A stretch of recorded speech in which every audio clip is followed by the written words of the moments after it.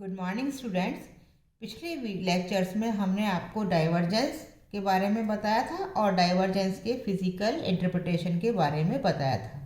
आज हम पढ़ेंगे गाउस डाइवर्जेंस प्रमेय। तो गाउस डाइवर्जेंस थ्योरम के अनुसार किसी सदिश क्षेत्र में स्थित किसी बंद पृष्ठ के लिए सदिश क्षेत्र का पृष्ठ समाकलन उस सदिश क्षेत्र के डाइवर्जेंस के आयतन समाकलन के तुल्य होता है।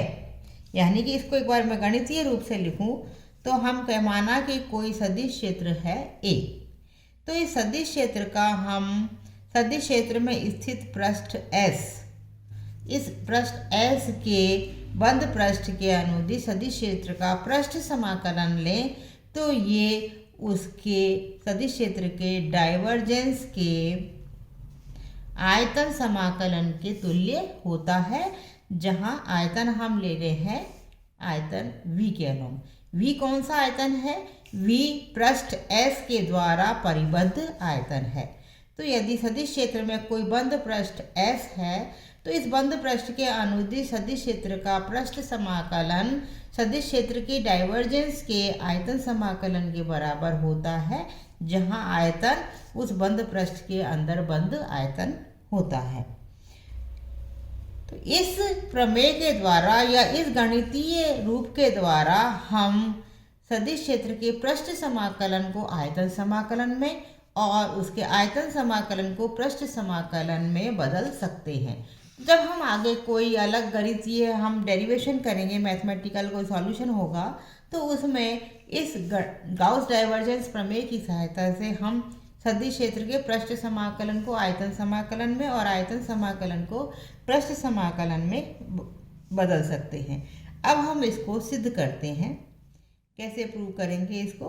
तो इसको प्रूव करने के लिए हम माना कि कोई ये इस प्रकार से सदिश क्षेत्र के अंदर बंद पृष्ठ है S और ये बंद सदिश क्षेत्र है S और इस सदिश क्षेत्र के अंदर कोई बंद पृष्ठ की कल्पना करी हमने S की।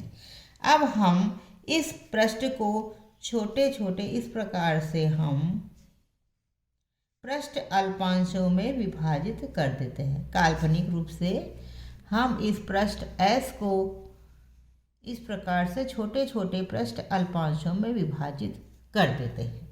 तो इस प्रकार से बहुत सारे असंख्य संख्या में छोटे छोटे पृष्ठ अल्पांश बन गए हैं। अब हम किसी एक ये वाला ले लेते हैं, कोई सा भी एक रैंडमली ले लेंगे यादृच्छिक रूप से। तो ये कोई आईवा पृष्ठ अल्पांश है जिसका पृष्ठ क्षेत्रफल है DSI। तो हम कह सकते हैं कि सदिश क्षेत्र इस पर यहाँ पर सदिश क्षेत्र का मान है AI। तो हम मानते हैं कि चित्रानुसार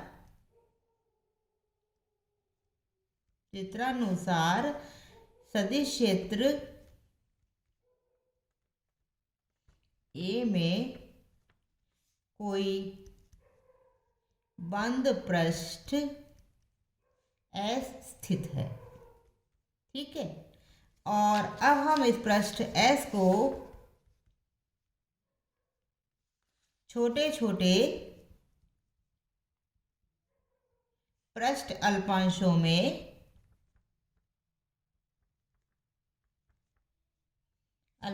में विभाजित कर देते हैं।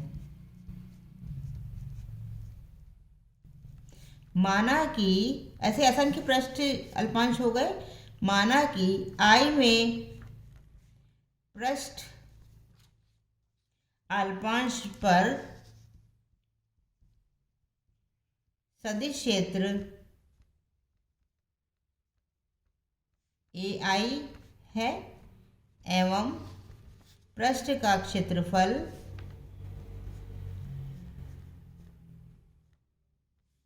SI है। तो हम कह सकते हैं कि इस DSI वाले इस SI पृष्ठ क्षेत्रफल से निर्गत होने वाले फ्लक्स का मान होगा AI DSI पृष्ठ हो गया SI बंद पृष्ठ। तो I में पृष्ठ अल्पांश से जिसका क्षेत्रफल है एस आई, उससे निर्गत होने वाला कुल फ्लक्स का मान हो गया A I dot D S I. तो ये है आई में पृष्ठ अल्पांश से निर्गत फ्लक्स का मान।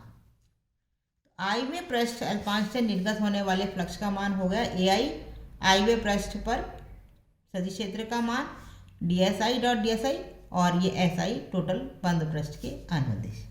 अब इस प्रकार से हम ऐसे बहुत सारे असंख्य पृष्ठ अल्पांश हैं जो कि एस के अंदर हैं।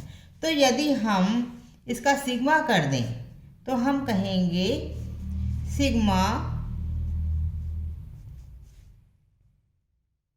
S I A I D S I.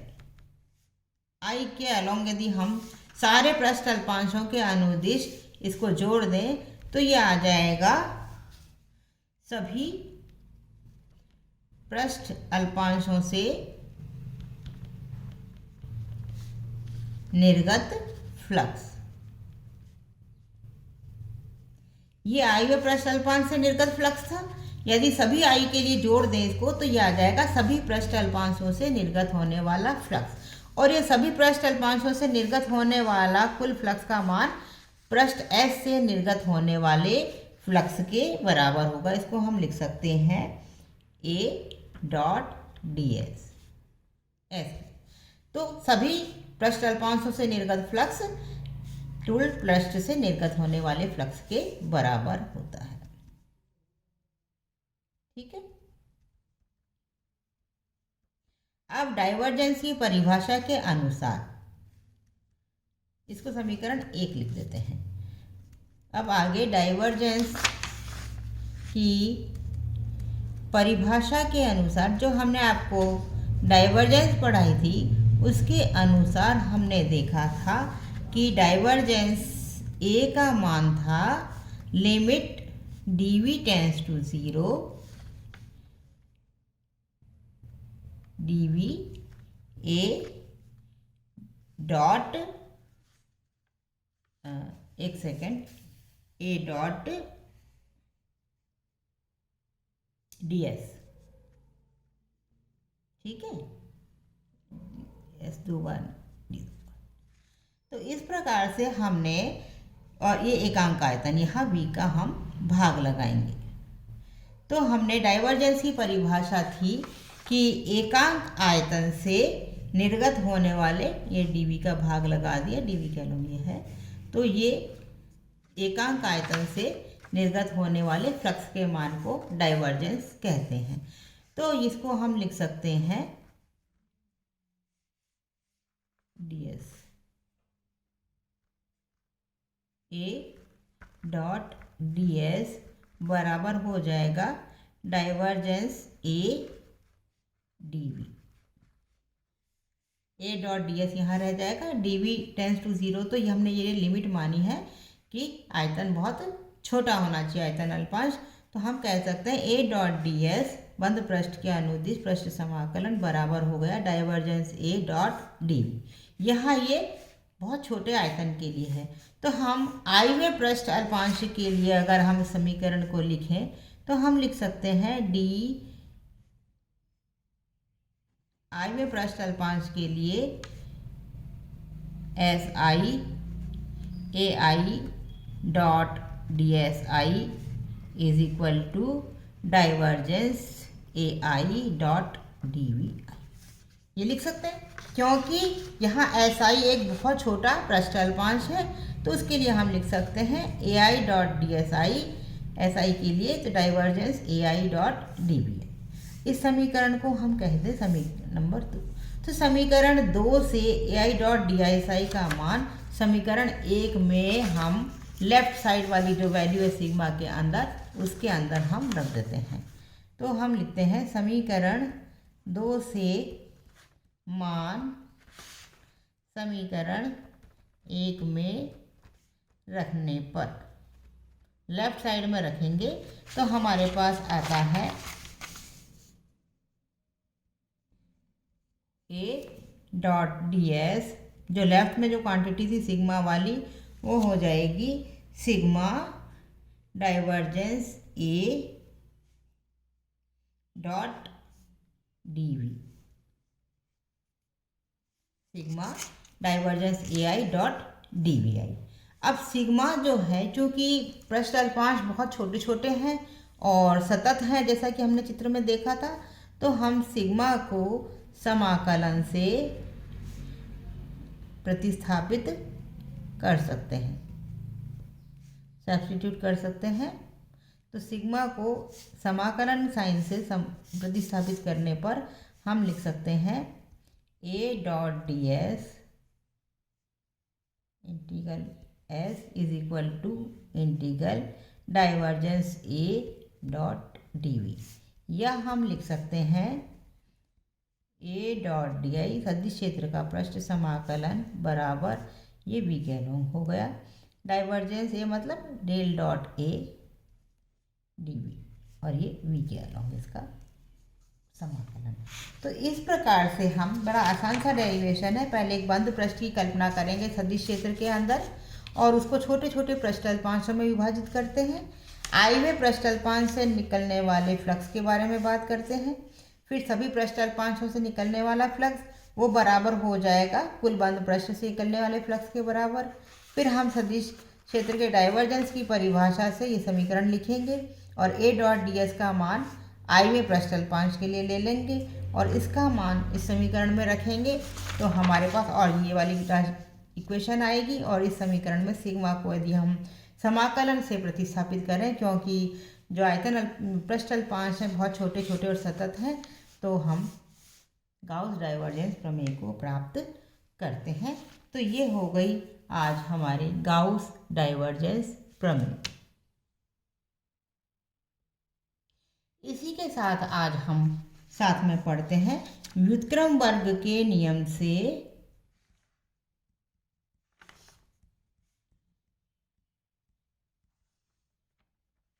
Gauss के नियम की उत्पत्ति।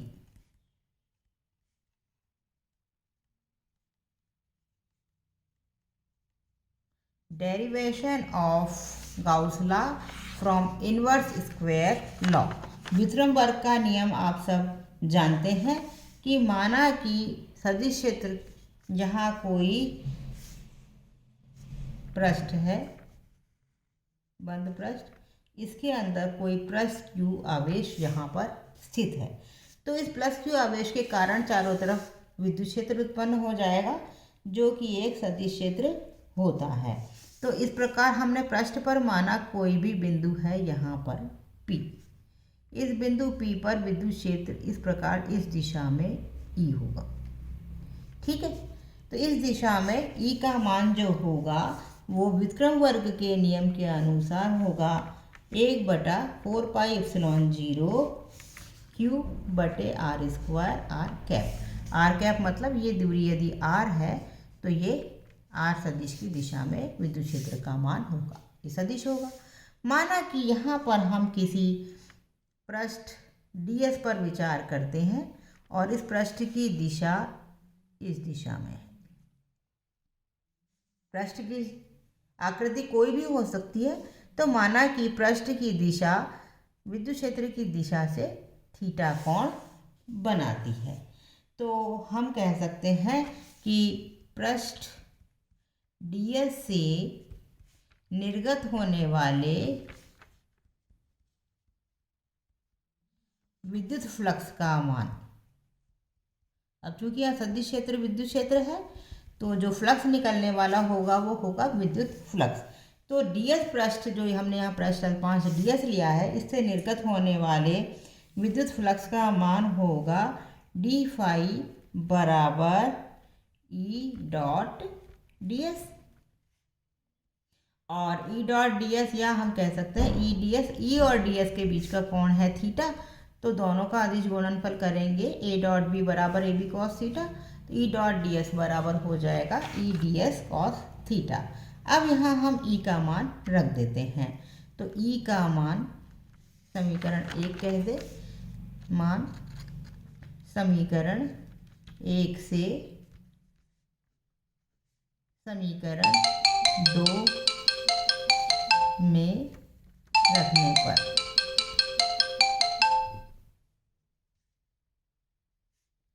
तो ये यहाँ मान रख देते हैं 1/4πε0 Q/r² r डॉट ds जो पहले था, या हमने कहा 1/4πε0 Q/r² ds cos theta, r एकांक सदिश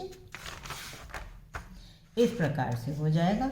और हम जानते हैं चूंकि ds cos थीटा बटे r² बराबर है d, यानी कि ये जो पृष्ठ क्षेत्रफल ds है इसके द्वारा आवेश पर बनाया गया ठोस कोण ds cos थीटा बटे r² के बराबर होता है। ये हमने आपको पहले ही बता दिया है पहले एक वीडियो के अंदर कि ds पृष्ठ अल्पांश के द्वारा केंद्र r दूरी पर स्थित केंद्र पर बनाया गया ठोस कोण ds cos theta upon r² होता है। तो हम कह सकते हैं d फाई बराबर, ये वैल्यू रख दें इसके अंदर, तो हम कहेंगे 1/4πε0 q d टॉ, या हम कहें q/4πε0 d टॉ बराबर d फाई। और यदि हम पूरे पृष्ठ के द्वारा निर्गत फ्लक्स के बारे में पढ़ें या उसकी गणना करें तो हम कहेंगे कि पूरे पृष्ठ के द्वारा निर्गत से फ्लक्स का मान, या पूरे पृष्ठ से निर्गत होने वाले ये वाला जो पूरा पृष्ठ है इससे निर्गत फ्लक्स का मान इंटीग्रल कर लेते हैं पृष्ठ के अलोंग, तो Q तो स्थिर है आवेश का मान, तो ये हो जाएगा d टॉ। और हम जानते हैं कि किसी बंद पृष्ठ के द्वारा उसके केंद्र पर बनाया गया कुल ठोस कोण का मान 4π होता है, तो ये 4π लिख दिया। तो हम कहेंगे कि कुल पृष्ठ बंद पृष्ठ S के द्वारा निर्गत होने वाले कुल फ्लक्स फाई का मान हो गया 4π से 4π कैंसिल Q/ε0। तो यही गाउस का नियम है कि किसी बंद पृष्ठ के द्वारा निर्गत होने वाले विद्युत फ्लक्स का मान आवेश बंद पृष्ठ के अंदर स्थित आवेश और ε0 की निष्पत्ति के बराबर होता है। आपने पढ़ा है पिछली क्लास में, गाउस का नियम कहता है कि किसी बंद पृष्ठ के द्वारा निर्गत होने वाले कुल विद्युत फ्लक्स का मान पृष्ठ के अंदर स्थित आवेश और ε0 की निष्पत्ति के बराबर होता है। ये गाउस का नियम हमने व्युत्क्रम वर्ग के नियम से निकाला। क्या किया, पहले एक आवेश Q, उसके द्वारा कारण विद्युत क्षेत्र का मान ये होता है r दूरी पर। अब हमने r दूरी पर किसी बंद पृष्ठ की कल्पना करी और यहाँ पर एक पृष्ठ अल्पांश लिया ds, उससे निर्गत होने वाले फ्लक्स का मान ये हुआ, और फिर हमने इंटीग्रल करके पूरे पृष्ठ से निर्गत होने वाले फ्लक्स का मान निकाला, और फिर इस प्रकार से ये गाउस का नियम हमने इसे सिद्ध कर दिया। ठीक है, आगे की वीडियो में आगे लेक्चर देंगे।